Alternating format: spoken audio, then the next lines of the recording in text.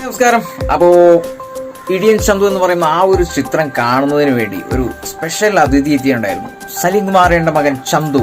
അപ്പൊ ആ ഒരു ചന്തുവിന്റെ ഓരോ മൂവ്മെന്റ്സ്, ആ ഒരു സ്പെഷ്യൽ വാക്കിംഗ്,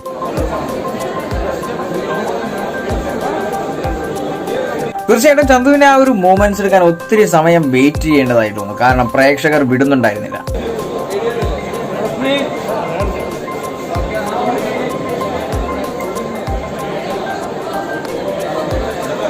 തീർച്ചയായിട്ടും ആ ഒരു മൂവ്മെന്റ്സ് എന്തായാലും നമ്മുടെ ക്യാമറയിൽ പകർത്തിയിട്ട് നമ്മൾ പോരുള്ളൂ.